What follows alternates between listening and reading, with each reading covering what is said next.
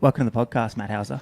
Thanks, Alex. Nice to be here, mate. Good to be here. Yeah, absolutely. We're in the Andorran hills. How good is Andorra? It's crazy. Yeah, I mean, first experience of it was last year, and certainly felt the gains off the back of the little 3-week training camp. So good to be back here. First ever training First camp? ever altitude camp, proper. We went to Utah, Salt Lake City, which was probably around like 1,500 we were staying at. So probably not true altitude, I guess. And then we're doing some sessions up at Park City, which is about 221, but probably not really conducive to performance at altitude because it was really hot as well.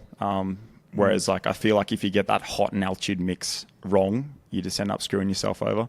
Like it's too much stress. I think so. Yeah, too much stress on the body, and your body just is not able to recover properly. So it's nice to be up here in the hills. Maybe not so much when it's raining and cold, but if you pack enough stuff, it's all right. So is altitude new to triathlon, or like why was last year your first year? Not really. I think it's just been a natural progression for me. Like I think we were just aiming to get all the big rocks like right first in my kind of early like proceedings of my career. Yeah. And then like we kind of said after Paris Olympics, we said, let's delve into the more techie stuff, the more like 1, 2, 3%ers of the sport. And yeah, altitude was the next kind of cab off the rank. So what, pre-Paris, you're a bit of a village athlete? Yeah, legit. Like didn't really do. I'd kind of like messed around with some simulated altitude before. So doing like tents and stuff like that, but in Canberra. Yeah, we did one there. I was sick the first week, so I was out of it. In the combine. In the combine, yeah. Just bunk beds. Yeah, it's pretty around to be honest in the cuck bed. Yeah. And then we did some simulated like some tent work, in and around the bed. And my girlfriend didn't really like that too much, so that got the flick pretty quickly, and it was pretty monotonous as well. So yeah, I guess it's just easier up here where you just literally have to go to sleep and wake up and you're getting gains. Yeah. How have you found like that first couple of weeks of adaptation? The sleep, the training. Yeah. I think the first time I did it last year, like going to sleep was just really tough. Yeah. I feel like just when you can really notice your breath and notice your heartbeat, like beating a couple more, like a bit faster, it's it kind of takes you by surprise a little bit and like doesn't allow you to relax as much. So that took a little bit of getting used to, but certainly by week 2 and 3, when we started getting into some more sessions and some more high quality intense work, I felt like it was really good and could feel the gains like pretty much by the week 2 or 3. Yeah. And your sleeping's like down pat now? Yeah, I think also like the too many PlayStation hours before bedtime got the heart rate up too much and probably didn't allow me to settle down before bed. But yeah, obviously screen time and stuff like that plays a big part. But been controlling a few more controllables this year, and been getting to bed a lot better. Yeah. It's so light. Yeah, exactly right. It's pretty easy to sitting at dinner the other night. It's like 9:30. Yeah, which is so cool. Yeah, it's so cool until you want to get like a bit disciplined around like going to sleep at the right time. Exactly right. Yeah, I think, but it's nice having also like I guess a timeline of things throughout the day, not having to start your day at 5 a.m. like we do on the Gold Coast kind of thing. And if you wake up at 7 a.m. on the Gold Coast, you feel lazy because everyone's out and done, 2 or 3 hours on the bike already, or a 10K run or something like that. So it's nice to kind of ease your way into the day in Spain and up here as well. Yeah, but it's also crazy how quickly it goes from like a decent bedtime to midnight and 10 a.m. wake-ups. Yeah, exactly right. Yeah, it really does stretch out for sure. So, yeah, you got to stay disciplined. A couple of weeks in, you're cooking dinner at 8:30. Then you're speaking Spanish by week 3. Exactly. So the PlayStation's gone. Is that another one of the discipline activities that's... Yeah, it's still floating around. We jump on and off occasionally, but, us triathletes, we have to do 3 sports, right? So there's only so many hours in the day, right? So yeah, it doesn't really get placed too much in the daily training. What else has come into the fold post Paris? Like squad dynamics has kind of changed a little bit. Like we've got a decent crew on the Gold Coast still, training with young Braden Mercer, people who know the surf life saving scene, know the Mercer name, synonymous with performance sport there. So he's a young 22-year-old. He's only been in the sport for 4 or 5 years, and he got a 6 at WTCS Yokohama the other weekend as well. So he's flying, and good to have that young energy in the squad, and a few other guys in around us that are helping bring the vibes up. And like, I'm 28, I feel like a bit of an oldie with all these 22-year-olds around me, but a dinosaur. Yeah, exactly right. But with Olympic cycles, comes coming and changing of the guard. So it's nice to have a few younger guys in around us, but as long as they don't beat me, that's the main thing. Do you? So I'm going to ask heaps of dumb questions. That's cool. Do you select your squad, or not you, or is there a coach, or like how does this group come together? Yeah, so I joined the Gold Coast Performance Squad, I guess, 9-10 years ago, when I moved down from Harvey Bay to study at university and whatnot. And at that time, Dan Atkins, who's still my coach now, we've been together for like 10 years. He had like a decent squad, and it was a national development squad, I guess, full of like 22-year-olds, fresh out of school. So yeah, that was kind of my first experience into like high performance squad training and whatnot.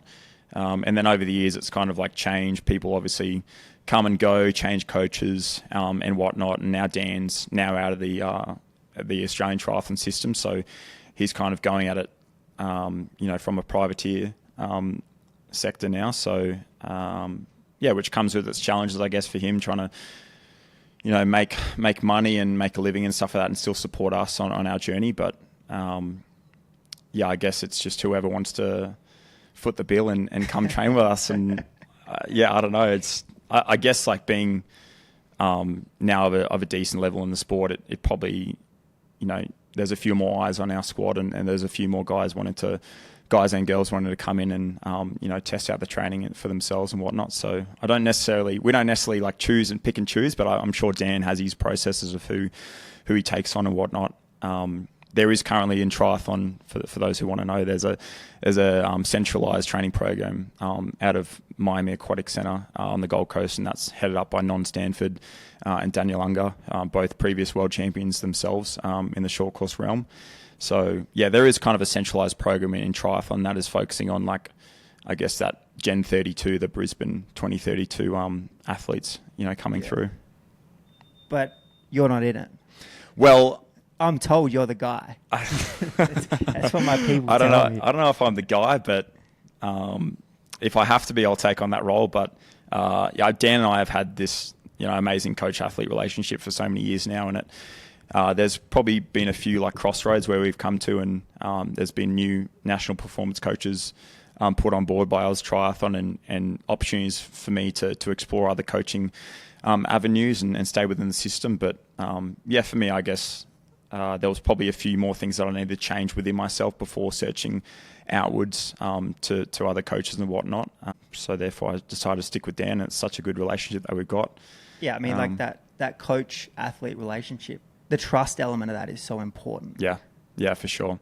Yeah, and I know that like he cares like just as much as me of how I go out there. I mean, obviously it's a reflection of how he goes as a coach as well, but also, he really does care and have a passion for what we do, just like he's out there racing with us as well. And that comes down to deeper levels of connections, like, communications, vulnerability, trust, respect, all those type of things that go, further than more than just being like a good coach. It's so multidimensional.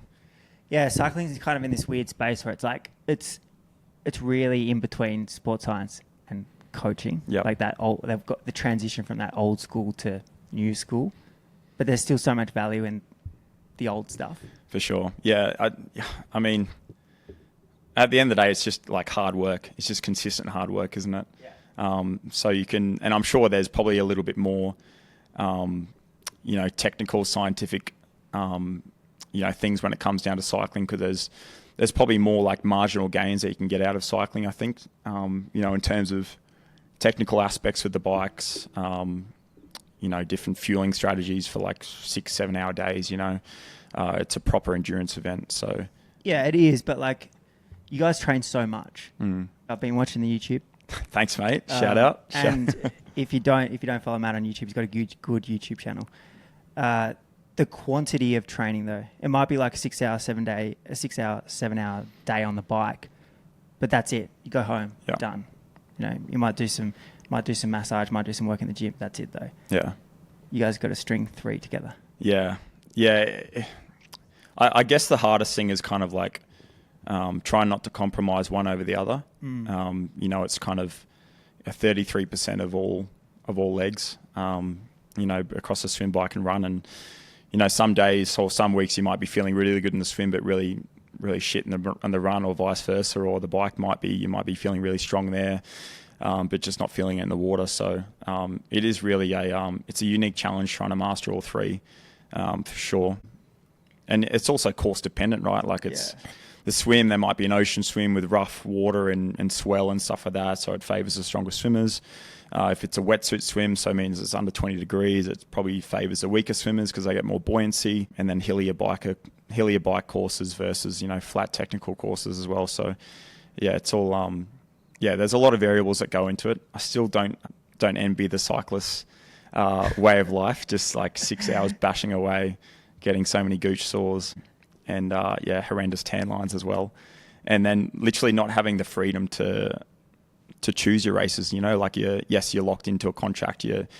Some do get paid quite well, but not having the freedom to choose what to do. Like you said, you're doing a 3-week training camp in Andorra. You're now going to, you know, Tour de Dauphiné or something like that. You have to do this race. Yeah, like I had a mate got called up to Swiss, which starts on Wednesday. Yeah. Yesterday. Yep.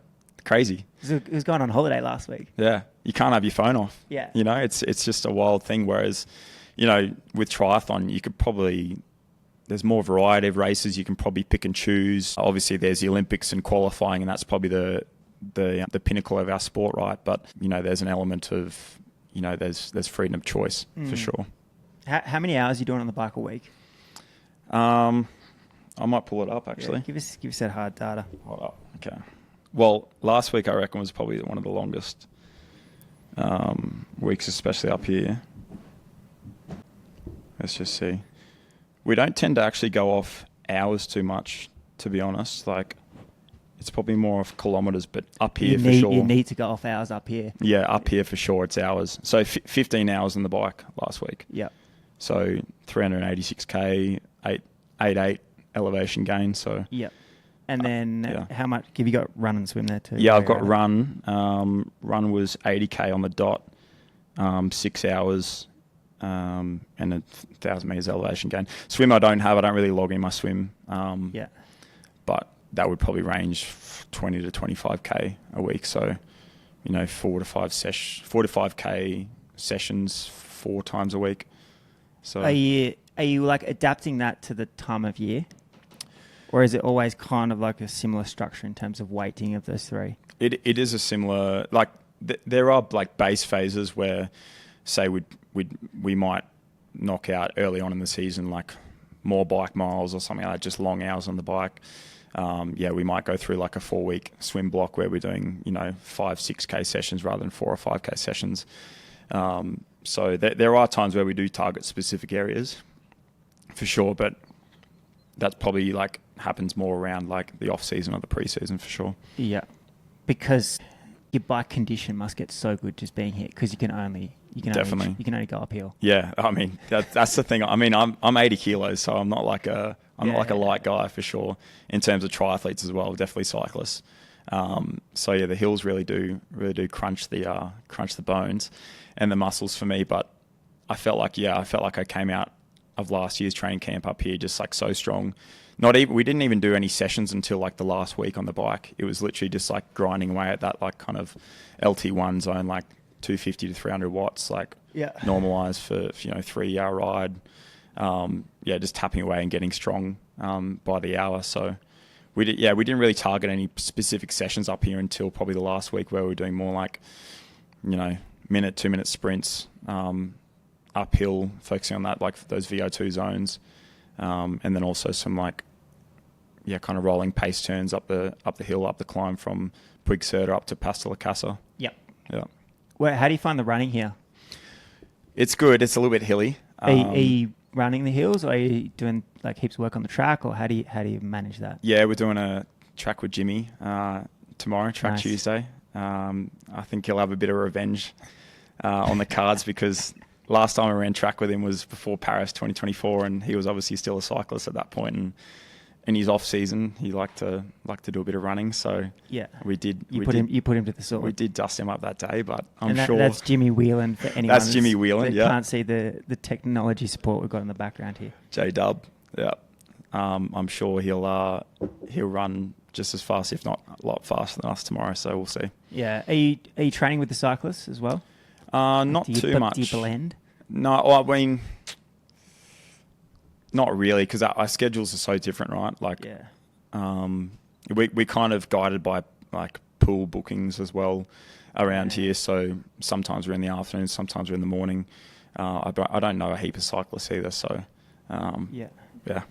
Yeah. And then in terms of the other running outside the track, you're just going up and down the hills? There's a flat trail from like you go up just before end camp, and it's called Engelasters near the lake there, and that's like a 5.5K.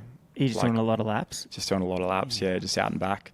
But that's the only flat running other than the track, really. So you got to kind of sacrifice a bit of boredom for no sore Achilles. Did you always love triathlon, like as a sport in totality? Like, was there ever an element where I'm going to be a runner or I'm going to be a cyclist? There was definitely, there was obviously you're not going to be a swimmer because it's so definitely boring. not. Definitely not. No, staring at the black line, 2 times a day for the whole week is terrifying. Cycling, that was probably the last I picked up for sure. Running was the first, just through school, cross country and athletics. Found I had a talent for that. I was also playing a bit of Aussie rules at the time, and got a couple of concussions and thought, all right, that's me done. But then I ended up getting more injured, falling off my bike in triathlon than I probably would have gotten concussions in AFL. But I think just like I picked it up through the running scene. Like my coach at the time in Harvey Bay was a triathlon coach as well. Suggested I do a triathlon. Stuck at it, and it was probably one of those things where I really get the kick out of sport because I'm a competitive person. So when I started to feel like I was getting somewhere and doing well at something, I probably went further down that avenue. So where the skills were lacking in the Aussie rules department, the form and the speed was there for triathlon, so I went down that route. Yeah. Sorry, Gorney isn't here today. Yeah, the big bald bearded man. Are you a Brisbane Gold Coast fan? Yeah, I'm Brizzy, but I've got a soft spot for Gold Coast now because they've invited me a few times, and I met a few of the boys, and they're really great lads. So I'm a bit torn when it comes to the Q clash, but yeah, still Brizzy just. Yeah. I saw on your YouTube that you've been racing crits. Yeah. Well, Gold Coast crits. I haven't done. What's the one down in Sydney? What's the really crazy one down in Sydney?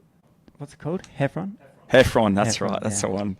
There's no Heffron, but it's a Gold Coast local crits. So it's still crit. It's still crit racing though. Like anywhere you're racing crits, there's strong punters for sure across the entire nation. There's no easy crits. Definitely, yeah. Well, thank you for that. I appreciate that. Yeah. Certainly, Kane Richards has put us to the sword quite a few times in those crit races. Yeah, and he'd do like on the Gold Coast, for anyone who know, he'd do like big loops, so like 120k ride before, and then he'd go do the hour 10 crit at Nerang. So he's doing big days, and I'm pretty sure everyone's just marking him the whole time, waiting for him to attack and try and go with him. So it was tough, but it certainly gets you ready and prepped for that early season racing. Is that always been like a part of your training, racing crits? Not necessarily. Yeah, I think it's probably been more introduced over the last couple of years, purely because it just like zaps you. It just like really cooks you for the whole week. So you really have to be targeted in what you do. And lately, for the last couple of years, the British team have been coming over. So Alex Yee and all those guys there have been doing their camps on the Gold Coast, trying to prepare for wavy conditions that we might be seeing in LA on the beaches there. Preparing their skills in the open water for that, but then also coming and doing crits. And we find when these guys come along, the triathletes, I think they just like, they're too dumb to be cyclists. So they just like put their head down and just just kill themselves on the front and just try and keep the tempo up, because it's essentially a training session for us. And then you see all the cyclists like being a little bit more smarter and saving up for the sprint finish and dropping our asses when it comes to the last lap. But when it comes to the cycling triathlon dynamic, I feel like the cyclists are attacking all the times, and then triathletes are like catching them, bridging the gap, and then just grinding on the front, and then like attacks are coming in from the cyclists, and it'd just be a never-ending hurt fest. So yeah, it's a cool dynamic when the triathletes and cyclists come together, for sure. Has your bunch skills and kind of your race wit improved with that racing? Well, I'd like to think so. And then I crashed the last race I did in Alghero a couple of weeks ago in Sardinia. So, but I mean, that was just an unlucky thing. I think the roads were pretty slippery, and I was following a pretty skilled line. But yeah, I think it definitely does help you gain that race awareness doing those crit races, and that's something that we have done to kind of prepare for racing as well. Yeah, because it's certainly not a 60 to 80 man peloton in the triathlon scene, but there are times where it's 20 to 30 guys, and we're probably going around a tighter circuit than what a lot of the cycling races go through as well. So yeah, it does get a little bit sketchy sometimes, especially when there's a few dive bombers in the pack. That always does suck. But this is crit racing or triathlon? Triathlon, yeah, triathlon and crit racing, I guess. But yeah, a bit of both. But like when you guys come out of the water in your sprint races, when you guys come out of the water, it's more or less a bunch race. Pretty much, yeah. I think it all depends on who's up there and who is racing. At the time, we've kind of gone through ebbs and flows in triathlon where. Like the era of Ali Brownlee, Johnny Brownlee, Gomez, Javier Gomez, for people who know those names. They were really strong swimmers and bikers and runners. So you'd probably yeah. I mean, that's ideal, right? That's very ideal in our sport. But like they'd be pushing the pace in the swim, and then they'd get out to a really quick start on the bike, and a breakaway would form. So like 5-10, if they hustled through the first transition zone. So. And then that kind of racing kind of faded when they left the sport, and then there was more like the stronger runners came in where there wasn't as much, like the stronger swimmers weren't necessarily strong riders and runners as well, so the packs would probably form and then everyone just be waiting for the run. But we're starting to see it kind of turn over again where there's more breakaways getting up the road, and that normally happens from just stringing out the swim fast as you can, hustling through transition one, getting on your bike and just drilling it for like the first 5-10 minutes. And that's normally when, everyone's the most vulnerable. And you're obviously going from your blood going from your arms and your upper body to your legs. And it's very painful the first 5-10 minutes, but that's probably where we see the breaks and the splits start to happen. But from there in triathlon racing, you probably don't necessarily see attacks go as much, like throughout the cycle leg. If it didn't happen in those first 5-10 minutes, just because I guess the courses aren't as hilly, I guess, like there's no big 10-20 kilometer climbs in triathlon racing, so you probably see the packs form within the first 10 to 20k, and it probably stays that way if they don't come together. Yeah, but I mean, like that's crit racing, right? Like True. If the group's there, yep. Do you ever get dynamics where like people aren't working together, similar to bike racing? People aren't working together. The group kind of props a bit. Attacks go. 100%. Yeah, I'd say less attacks go. Like people would just get lazy and complacent, I think. And the thing is, like with cycling races, like you don't have a run to go, right? Yeah. So you're literally just going to the line. You're diving to the line. You don't have to do a transition, another transition. And like go off in this 10k run, 5-10k run. So guys, they start to kind of think about the run. Their minds drift too far in, and they get a bit complacent and it don't work as hard to kind of extend the gap or to maintain the gap. And that's where we see the chase pack coming in, or vice versa. I mean, the chase pack then might start looking at themselves and say like, oh look, the gap's gone out a bit. It's a really big group. It's hard to get everyone working together other than the top 5-10 guys. And we've got a 10k run to do, and I want to try and outrun everyone in this pack as well, let alone try and catch the front pack. So it just adds a different psychological dynamic to it. I think just having that run in the back of your mind, knowing that that's probably the toughest part of the race to come. Yeah. Have you ever whacked the group and come into the run solo? No, I don't. Have you ever whacked the group and come in with a smaller group? Like, have you ever gained an advantage off the bike that wasn't just the gap that you had on the swim? No, because... And we'd like to see that in the next 2 years. Okay. All right, that'll be my main goal over the next few years to do that, to whack the group. Don't try it in LA, but no. Like pre that. No, I'll test it out for sure. Yeah. I don't want to give away my secrets, mate. We'll talk off. Yeah. We'll talk off air, but okay.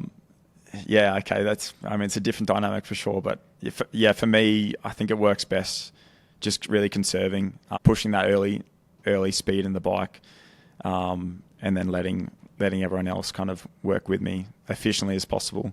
So you have got that like. So if you're in a bike race, you've got an earpiece in your ear. You've got a boss behind you telling you what to do. Do you have... You obviously don't have an earpiece in, but do you have people on course giving you gaps, giving you splits, instructing you at all, or is it just all your own racecraft? Yeah, so we've got...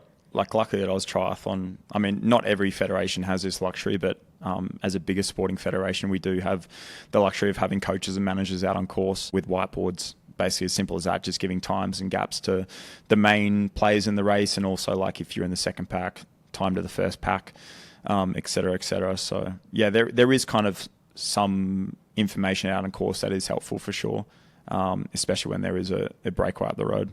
Yeah. Yeah. Do you ever get groups where they're just not working together? Like is a guy ever going to sit on? Yeah, 100%. Like say, I don't know. Say if the guy's like a really strong runner and he knows he doesn't have to, and he knows he can outrun you. Like he's not going to be hurting himself on the bike to try and get a gap because he knows he can just outrun anyway. We tend to frown on guys that do that. Yeah. So that's and not. I mean, you race together a lot. Not quite socially acceptable, but I mean, there's guys like that. But then there's also guys like Alex Yee, for example, who is literally the strongest runner in the field more often than not. And he really does his fair share on the bike, and I think that's credit to him and him wanting to kind of pursue that all round athlete, that best of three athlete. So, but yeah, there are for sure some guys that do tend to sit in a lot more. Does triathlon need to introduce more savages on the bike that are just I ain't gonna ride today, boys? Good luck to you. No, no, because that would just be annoying as all hell. It's funny, the tactics in the bike and triathlon is just such a different dynamic to cycling. It's more just put your head down and go for it. And if the pack's working, brilliant. If it's not, then it's that's your race gone. So it's just so difficult because, obviously everyone's thinking about the run, thinking of what's to come, trying to conserve as much energy, but then also trying to work together as well. Yeah. It's just it's a bike race, except the final climb isn't a climb. It's a run. It's a run. Yeah, true. That's a good way of looking at it for sure. Have you felt that difference between really chopping off hard and conserving more energy in your run performance? For sure. Yeah, I think I've been getting better at it, and the only way to do that is training in places like this where you get your bike to a certain level where it doesn't matter how hard you ride, you're still going to run, similar to the pace if you're running fresh. So for sure, it's something that I'm always working on. But yeah, you definitely do feel a difference if you haven't been swapping off and pulling turns on the bike, and you're a lot fresher for the run. Yeah, definitely. So, but and that's another thing. It's do you then, to increase your run pace and get better at the run, do you work really hard on your run, or do you work really hard on your bike to be fresher for the run? It's it's a bit of a catch-22. Yeah. What's your view? More lately, I've been the perspective of work hard on your bike, and that'll increase your capacity to be more efficient going onto the run, for sure. Yeah. Yeah. What kind of sessions are we talking on the bike? What's a common session that you've introduced?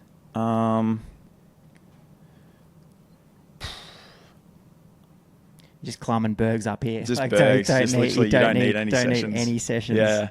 Are you doing strength efforts? Are you doing sprint stuff? Are you doing just threshold temp? I guess because you've got that surge nature in that you might be doing 500 watts for 10, 20 seconds on the front, but then you're back in the group. But it's not like you don't have to have that 1200 watts for 20, 30 seconds to then settle back down into 500 watts. For sure. Yeah, I think, we do a bit of like fartlek type stuff where you're going into a bit of a red zone and then coming back into kind of like a zone 3 tempo work.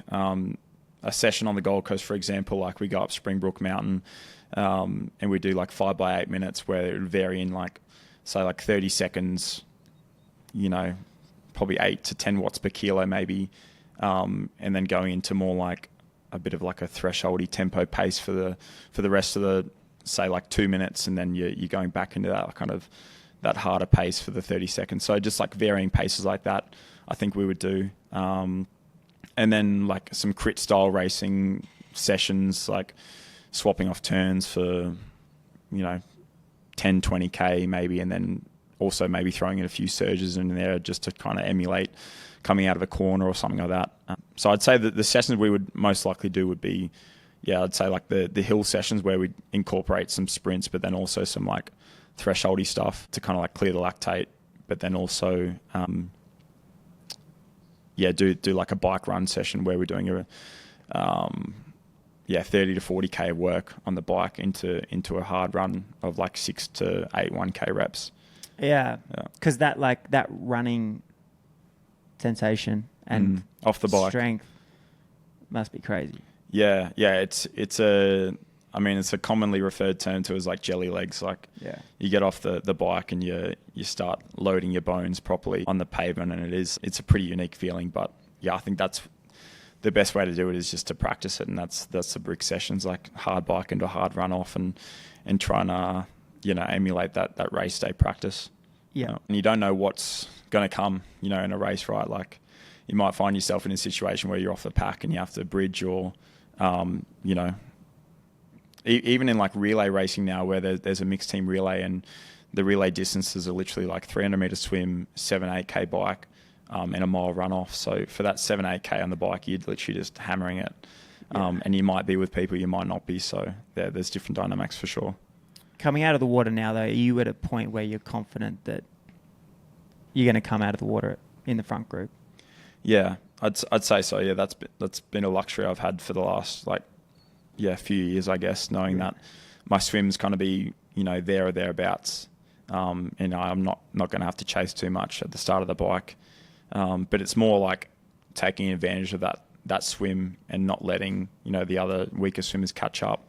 And that's why I mentioned that first 5-10 minutes on the bike is probably the most crucial part of my racing at the moment, which is like just trying to drill it and create a gap and as much doubt in the other guys' minds as possible. Yeah. Do you ever have teammates doing the job for you? Not necessarily. Like there has been cases, and I've been on Olympic teams where there's been discussions about domestiques effectively. Yeah. It's quite hard to control a race when there's so many other guys with different strengths and weaknesses in and around you as well. Probably the one main thing would be, if you're in a situation where your strongest chance at a medal is in the second pack, like we saw actually in Paris Olympics, like Hayden Wilde for the Kiwi team was in the second pack. We had a 30-40 second gap on him. His compatriot and teammate Dylan McCulloch was in the front pack, really strong swim biker, was in the front pack, not doing any work obviously, and then got the call to head back and give Hayden a bit of a toe up, and within a lap he managed to do it with a bit of help and just really just kill himself and sacrifice his race for Hayden. And this was at the Olympic Games, so it's crazy when it's at the Olympics. It's crazy, yeah, exactly right, because it's an individual sport at the end of the day, but federations are fueled by medal performances. So that's what it comes down to at the end of the day. But in terms of World Series racing or just general racing on the circuit, it's probably not as prevalent teamwork. That being said, in the last race that I did well at in Yokohama, I did have, half the pack, so 3 out of the 6 in the breakaway were Aussies. Nice. So I did, and one of them was Braden Mercer, my training partner. So it was a nice luxury to have a few familiar faces around and work towards a common goal of getting as much gap as possible. So I guess when you find yourself amongst friends or amongst compatriots in a race, you might look to work together, but there wouldn't be anything specifically planned unless it's towards a really big event like the Olympics. Yeah, so coming into LA, if say something goes wrong on the bike, or if something goes wrong in the swim, will there be people there to do the job for you? Yeah, potentially. It's such a tough conversation because I've been on the other end of that conversation before, and it's been hard because, you know, while you may be in a position to get like a top 10, top 15 on your best day, it's still not good enough to be a medal. So there might be guys in that LA team that might see themselves in that situation. I know personally I wouldn't want to be put in that situation. I wouldn't want to put anyone else in that situation because I think a true triathlon is raced individually. But yeah, at the end of the day, it's up to the performance managers' calls and the coaches' calls and stuff like that. So hopefully we don't find ourselves in that situation. But if it does, I'm sure we would all work together towards a common goal of, you know, creating success for our country for sure. Yeah. Bit of a mixed response there. Bit of a political response there. No. It's super tricky though, because it's not like you're racing day in, day out. No, for sure. Not with the same guys. If you're doing the job at Swiss next week, there's a chance that you'll have a race that you're peaking for later on in the year. Yeah. Where you return the favour. Yeah, exactly. Yeah. And it's a very selfless sport, I guess. Cycling, like there's a lot of guys that don't, you know, get to throw their arms up at the end of the day. And shout out to that lotto rider who put his arms up and then felt the tarmac straight.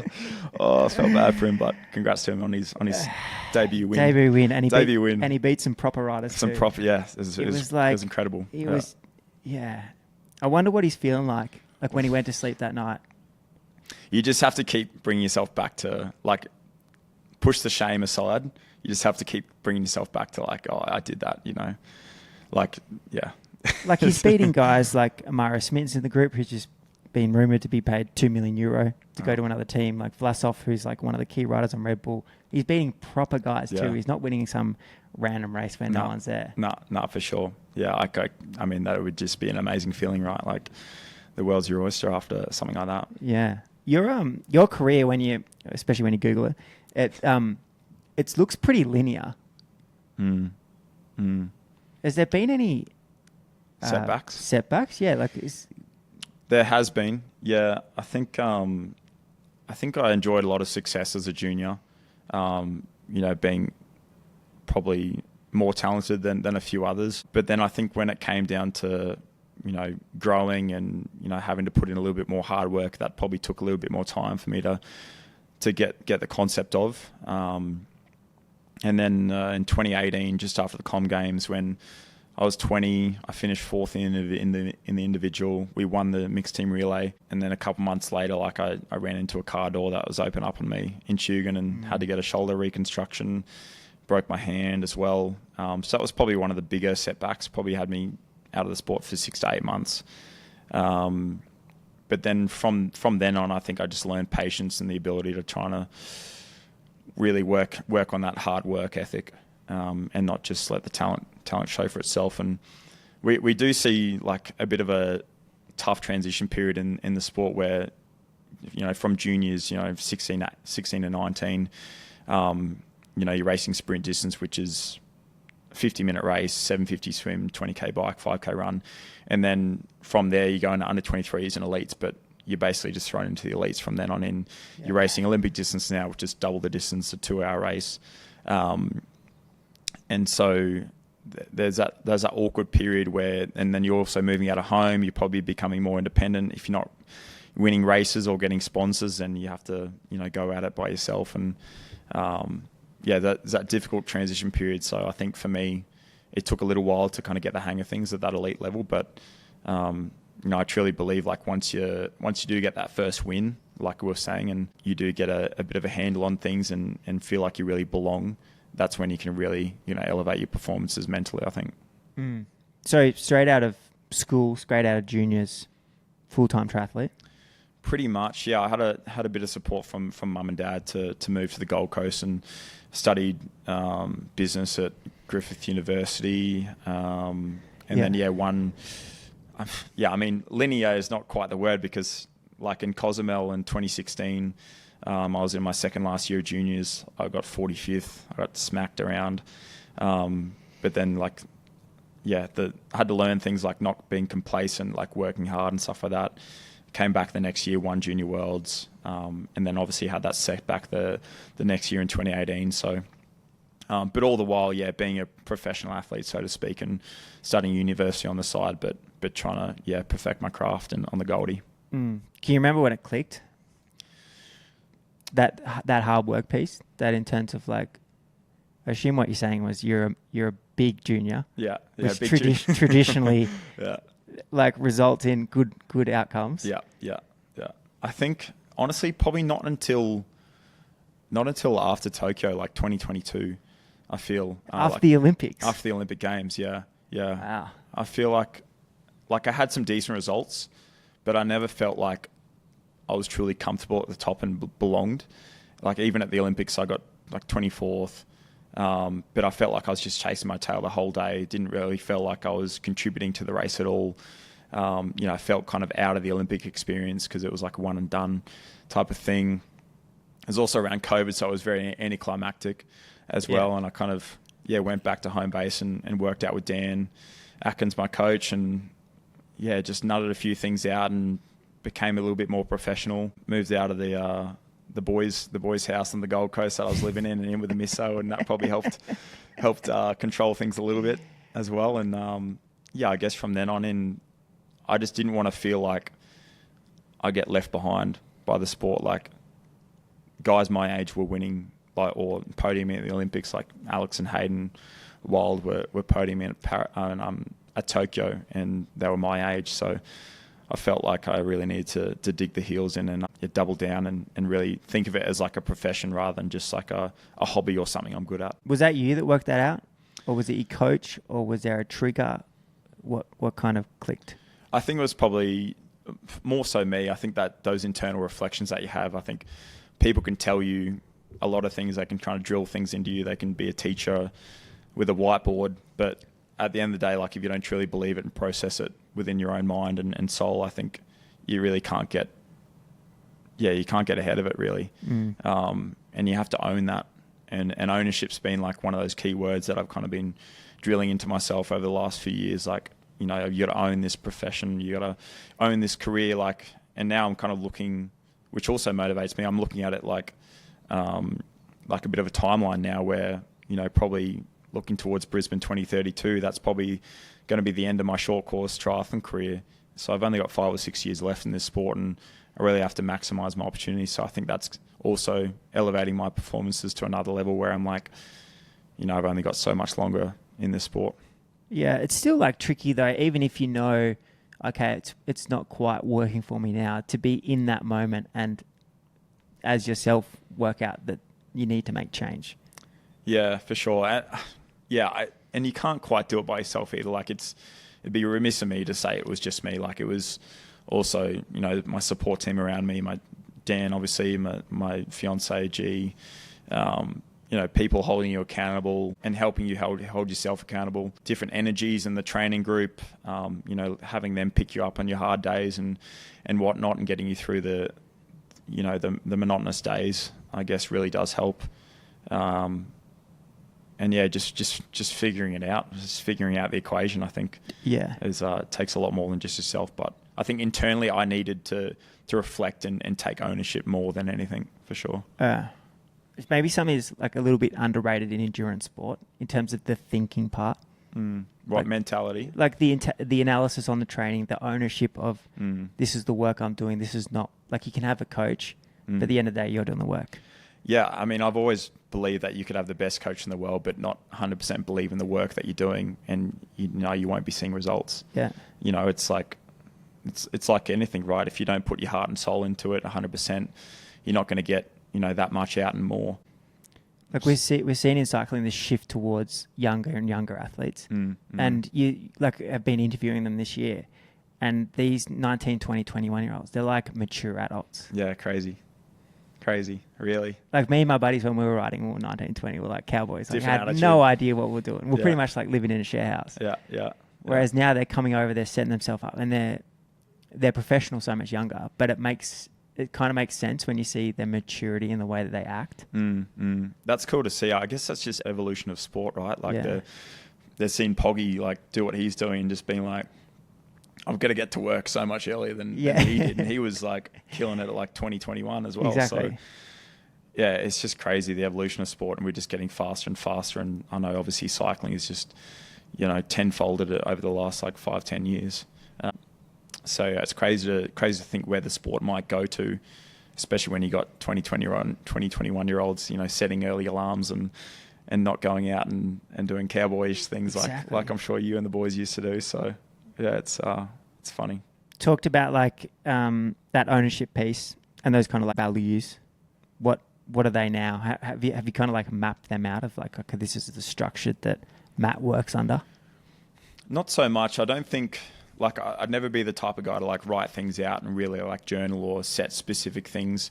But there's probably just more like some keywords that I keep coming back to in my own head that are good, like, I guess, like switch on moments where if you're in a race or you're in a hard situation, the ownership piece, like head in the game, like be where your feet are, don't let your mind drift too far down the track.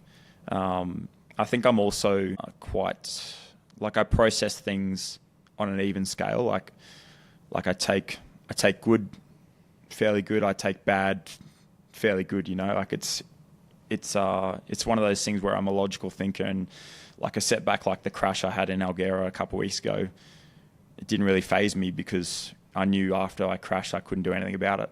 And you got to think of things that you can do something about and things that you can't do something about. And that was one of those things where it's like, well, I've crashed now. That's like, there's no problem to solve. The problem is, what you then go and do from then on in. So, for me, I think I logically think and process things as they come. Don't let the highs get too high. Don't let the lows get too low. Mm. Do you feel scared at all of the idea of Alex, Yee and Hayden coming off the bike together and you going head to head? For sure. Yeah, I think there is an element of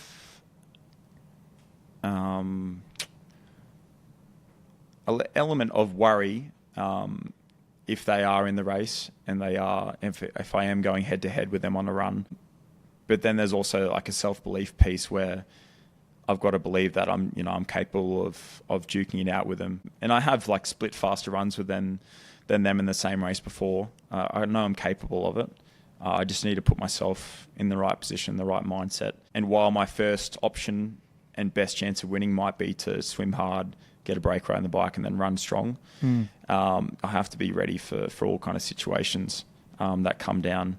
And yeah, realistically, like the Olympics, it's going to be hard to stay away because there's so many, like you can't rely on lack of motivation for the other guys behind because it's Olympic fucking games. It's like there's no bigger stage. Everyone wants to go as hard as they can and risk it all. So yeah, but for me, it's like it's recognizing their strengths, but also believing in myself and believing that I can put myself with a chance of winning.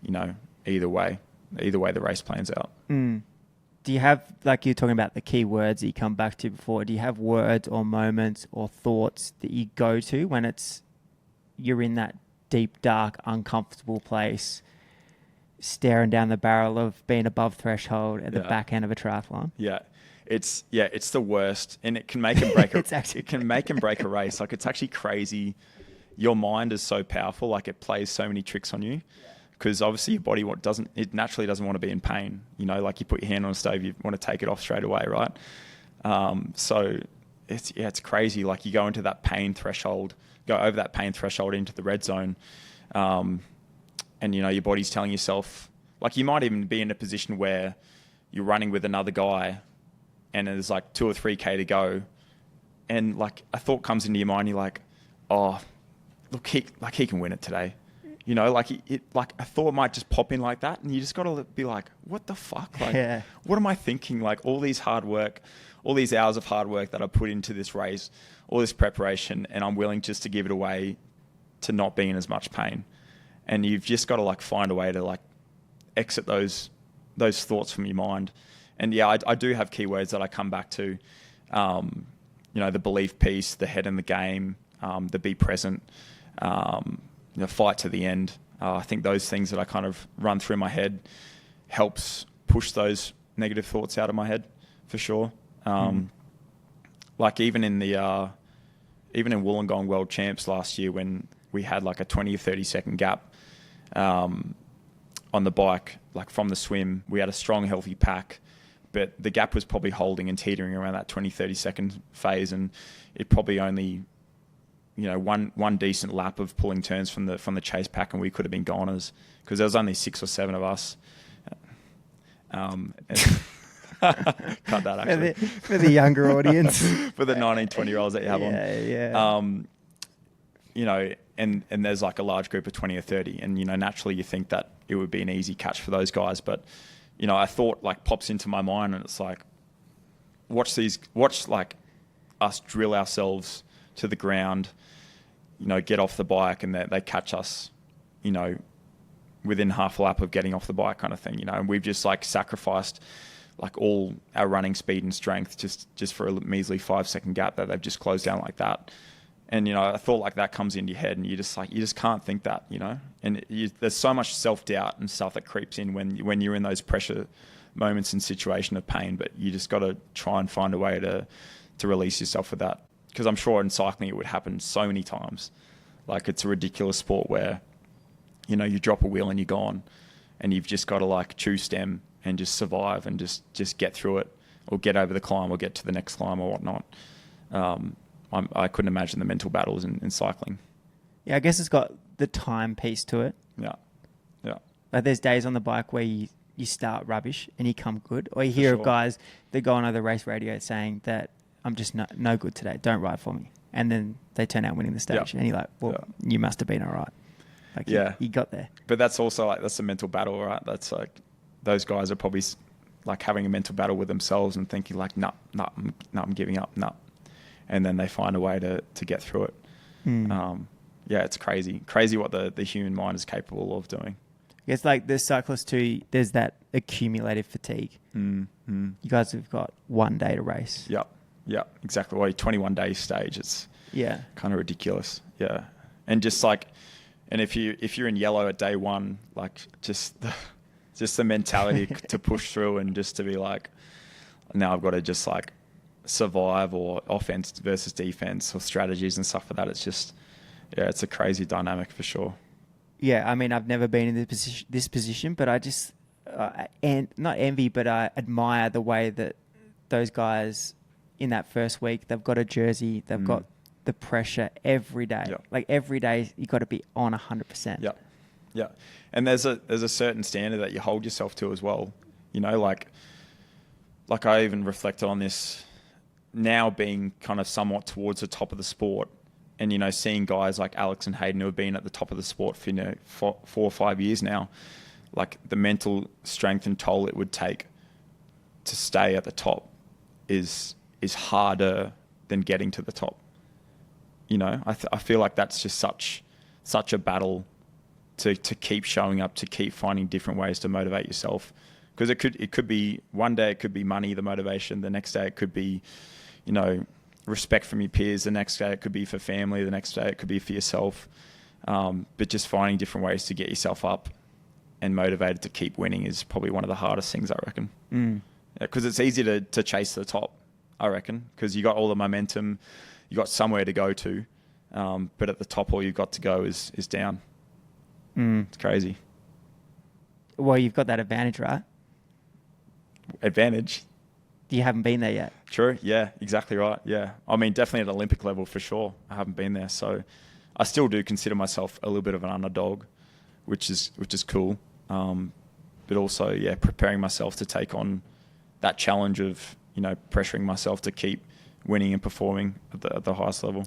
Yeah, it's like, so the Tour de France 21 days, or a Grand Tour 21 days, it's day in, day out pressure, but you've got the ability to fix it. Like, that if day 3 goes bad, there's a lot to go. There's a lot of bike race left. You guys have got the other end of the spectrum where, you don't have that day on day accumulation, but you're preparing for one race. Yeah. It's not even that long, really. No, you're right. Yeah. I guess, it comes down to the thing where it's like there's only so many variables that you can control in your own race. There's so many things that can go right or wrong throughout swim, bike and run, transitions, starting procedures, sprint finish and everything like that. I probably feel more for like the sprinters in the world, like the 50 meter freestyle swimmers, 100 meter freestyle swimmers, 100 meter sprinters on the track. Like there's so little margin for error. Whereas definitely cycling, you can kind of work your way into things. Triathlon the same at the longer distance as well. It's a different beast when it comes down to sprinting, where you've got to be so tuned in and dialed from the very go. Yeah. Have you talked to Alex about that gold medal effect? A little bit. Yeah, I think the guy's like so humble that he doesn't like to talk. He seems really cool. He's such a nice guy, and it almost gets annoying to the fact that it's like you can admit that you're good. You can admit that you're the best, mate, because you are. Especially now he's a world-class runner too. Exactly right. He's doing Monaco Diamond League in a month or so as well. So next month. So yeah, it's kind of crazy to see, and it's so cool for the sport. Like you've also got Cassandra Beaugrand, the Olympic gold medalist in Paris, also doing Monaco Diamond League. She just recently got the 5 and 10K French record, I think, for the women's as well. So yeah, you've got so many like crossovers for triathlon to running, especially. That is cool to see, and it's good for the sport. I'm really close with Alex, but yeah, I feel like he'd be too humble to speak on the gold medal effect. It would be an interesting conversation to have, though, because obviously that's where I want to get to, and I want to try and achieve that. But maybe he doesn't want to give away all these secrets. You never know. Yeah, the Max always talks about, when we talk, like I love asking about like team formation, being like a leader at the club and how he brings the club together. And his big thing is always asking, like, always understanding your teammates and why they do what they do. Yeah. Do you know why? Do you know why you do triathlon? Why I do triathlon? Yeah. My first answer would be to win. I do triathlon to win and be good and successful. I probably couldn't see myself going to the age group category at 50 years of age and still bashing out swim, bike, run. Like I probably wanted to try and succeed and do something else in life. But yeah, I think sport and my process in sport comes down to my competitiveness and wanting to win and be the best, which I think you definitely need at the top end of things. So has that always been there? For sure, yeah. I was a stubborn kid. Yeah, nice. Stubborn kid, like board games. Grandma's getting at Scrabble for sure. Like she's getting beaten, like the whole lot. So you have to have a bit of dog about you for sure to be a world-class athlete in whatever sport you do. Yeah, especially like it's in an individualized sport like you guys operate in. Yeah, right. I mean, obviously AFL, there's so many unsung heroes, right, that are competitive in a team sense, but not necessarily wanting to be the best player in the team on the ground at any point in time, but they just want to see the team success. So it probably comes from a different angle of competitiveness, but still very much there. Yeah. The PTO. Yeah. Came into triathlon. They did. Yeah. How's that changed things? I think it's a positive thing, purely just because more events, more eyes on the sport, more money. The difficult thing with triathlon is unless you're actually competing in triathlon, which is considered a relatively fresh sport, it's a niche sport, I would say. It's becoming more popular for sure, but with regards to individual sports like cycling and whatnot, it's got a long way to go. So therefore, there's no real like fans of the sport that are looking from the outside in. It's always like it's a participation sport, and it's fueled by age groupers watching us and supporting us, and then through their own journey, being inspired or going on the journey with us as well. So I think PTO, more eyes on the sport, more money in the sport, more racing opportunities. Like there's like 4 or 5 or 6 different like racing series out there at the moment. Like it's not just like World Series short course triathlon. It's Challenge, it's PTO T100, it's Ironman, it's Super Tri racing. and everything in between. So there's so many opportunities for young triathletes these days to pick and choose what they want to do and what races they want to do. My love for the sport still resides in short course triathlon. So the drafting side of things on the bike. I feel like... Is that a traditional view? Like, that's the traditional... Or is it just that you got the short course and you got Ironman? Yeah, pretty much. Yeah, but I think Ironman is probably more recognised around the world as triathlon. Just because I think for age group athletes to comprehend like riding in a pack, like they never get a chance to do that. They never get a chance to ride on the same courses, race on the same courses that we do. Whereas Ironman, like the pros go off before them and the age groupers go after, and they can compare the splits, the times. They're on the same course at the same day, and everything's comparable, right? So that's obviously a lot more eagerly followed by age groupers. Conversely to what we do, where they're just watching us on a TV screen. They don't get to really live and experience what the kind of racing is like. And there's an argument that the biking's kind of like soft or not as challenging in short course racing, which I think is a bit of a farce. Like, I think it's like I'm still averaging, over 5 watts per kilo for an hour, 360, 380 watts on the bike for an hour, and we're getting off and running sub 30-minute 10Ks. So it's challenging in different ways, Well, you could argue it's harder because there's actual bunch skills required as well. Yeah. You're racing. Exactly right. Whereas in triathlon, you're just locking and in time trialing, you're just locking and loading. For sure, and you're riding to your own paces, especially in the Ironman distances, like 8-hour days, 7-8 hour days. Like you're really much you're riding to your zones. You're basically within your zones the whole day for the pure endurance aspect. Whereas like in our racing format, like it's raw, it's adaptive, it's in the moment, it's racing others, and I feel like that's where I get the love out of it. Is the thrill I get of anything can happen at any time. Like breakaway could go up the road, or something could happen in transition, or there's other guys around you that you're racing purely, not just like the time on your watch or the heart rate. Yeah. The T100, getting on the time trial bike, how'd you find that experience? Yeah, it was a little bit rushed. I only had like 4 weeks to prepare, and with the time trialing, I've only really done Noosa triathlon. I attempted Geelong 70.3 last year, but then my bike broke 3K into the ride, so I didn't get to finish that one. But it's just a different experience, I think, for sure. In Singapore, as well, with the heat and the hills, you're riding on freeways, just up and down the freeway with hills and 32-degree weather with 80% humidity. It's just, there's so many more factors into just like holding good TT position and riding hard. So yeah, I think being a heavier guy on that course, I was a little bit underprepared, and I suffered a little bit. Hayden definitely put me through my work, and it was kind of survival towards the end there. But I definitely respect those guys, like the guys that can time trial really well. The technical aspect of it, it's so hard to hold position if you're not used to it, and you're not perfecting your craft in the wind tunnel, and it's so F1-esque. It's so technical. It's not necessarily the strongest guy out there. It's like more like the most technical and efficient guy out there that gets the dub. So it's just a different sport. It's a whole other sport. It's a whole other sport. Yeah. Are you just parking the time trial bike now till post LA? Probably Noosa.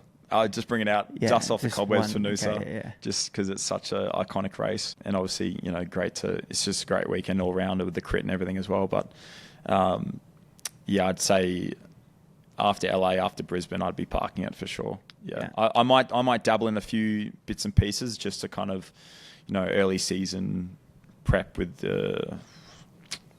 Not focusing on as much speed work in the pre-season and more base phases and stuff like that. You're able to, log a few more hours and whatnot at steady paces. So I might find myself on a few more start lists, in the next few years. But firmly focused on LA and Brisbane in the short course realm. Are you working with your tech partners on aerodynamics for the road bike as well? Yeah, for the road bike, like we went down with Oz Triathlon to Sassy, to the wind tunnel, which is really cool. Even just to see, like, obviously did you change much? You can't do too much with the road bike, right? Like, especially with UCI regulations that transfer across to triathlon. It's more like the suits, like we're investigating into sleeve suits now, aerodynamic ribbing on the suits as well.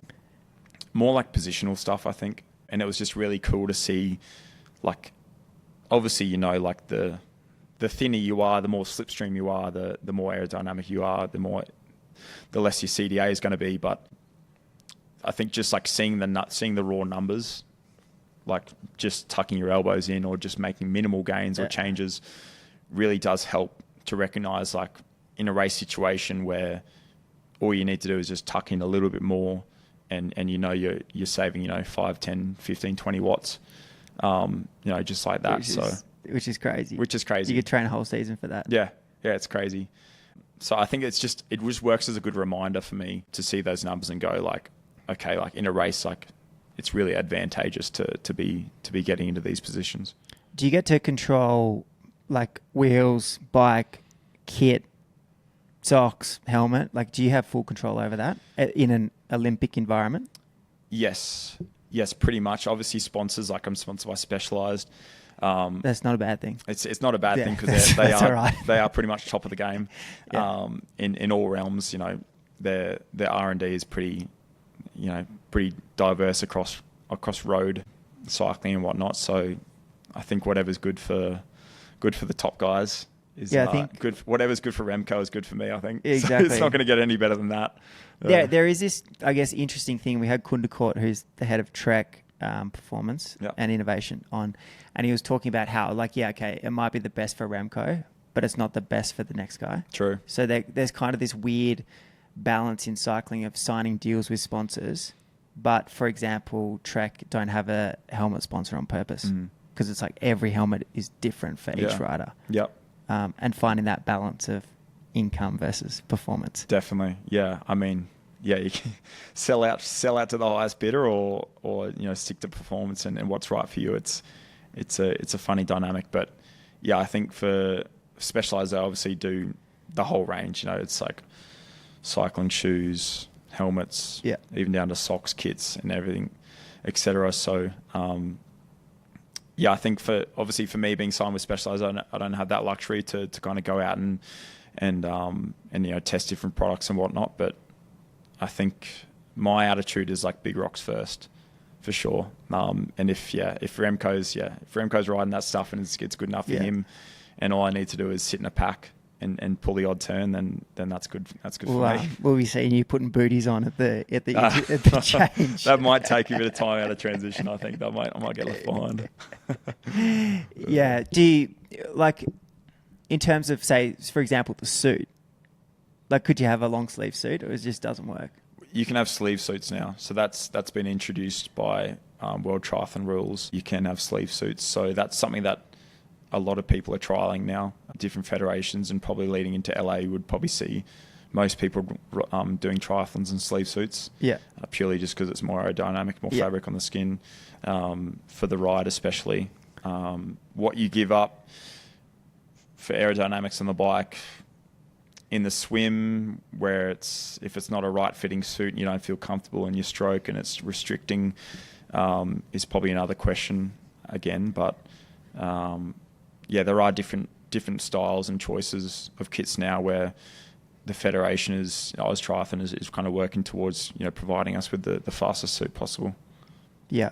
And you'll get that tested in the wind tunnel? For sure, yeah. Nice. Yeah, that's kind of what I was doing in Sassy as well. So, it's long days in the wind tunnel. Like, there's so many different things that you need to do, and it's crazy. And it takes a lot out of you because you got to ride at a certain wattage and hold the same position, and there's so many variables that you need to keep. Tinker this little thing and then get back on there. Yeah, exactly. Do it all again. It's like, oh, okay, I've got to ride for another 10 minutes. Okay.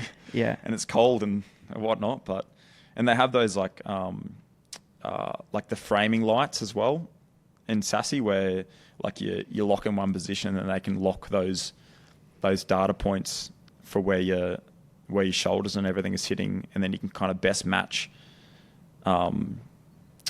like your kind of shadow or like your where you fit into the lights. Yeah. Okay. Yeah, it's hard to describe as a non-scientist, I guess. But how do you replicate that when you're out on the road?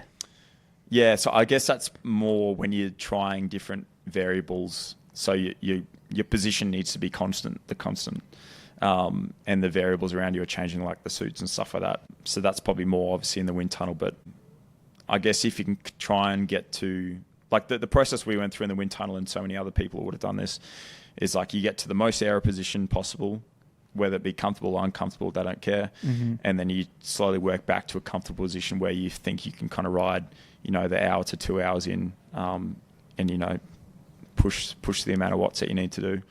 So you work back to that comfortable kind of road-like position, which would best fit. Yeah. Yeah. Nice. So that's my tech talk. That's it's easy, right? I was a bit scared coming into the podcast, getting all the cycling tech talk and jargon and whatnot, because I'm definitely not a techie guy. We're a pretty low tech podcast. Perfect. That's epic. That's good to hear. Plappy and I are shooting, Penning His Health, shooting a Teams Time Trial preview on Wednesday. Sick. And he was saying on the podcast before, even they're at Dauphiné side of the road. All the teams are there, and they've all got all these big tents up, big shields on the side of their setups. Yeah. It's like no one's peeping. Really? Yeah. Hectic. Yeah, I guess because like during this time of the year, it's different stuff gets launched as well. New stuff gets launched, Yeah. and so we've got as Team Time Trial for the start of the Tour de France, which is hasn't been around for a while, and it's all tech. Yeah. It's like obviously there's the guys, but everyone's got big blokes there. Yeah. It's all about the kind of tech. It's getting very F1. Yeah. True. And even like they're getting to a point where the breakaways are actually getting hard to bring back. Yeah. Because you get to 60k an hour. It's like you can't go much faster. No, legit. You can sacrifice the biggest blokes in the world on the front doing the biggest watts that you can do in the world. But if the brakes go on 60k an hour, like they can go 61, 62. It's crazy speed. Oh, nice. Oh, I guess we better wrap up. They're about to turn the music on in the restaurant. Thanks, Matt. Pleasure. We look forward to watching your journey over to LA. Yep. Also to Brisbane, hopefully, and then again to Brisbane. Yeah. After LA, I have to come back on. We can talk about the gold medal effect. Sounds great. Sounds epic, mate. Thanks, Matt. Would love to. Hope you learn a bit about triathlon. I did. We'll have to have you on too if you're ever in Melbourne when Gorney's there. For sure. Yeah, I'd love to. For sure. Cheers.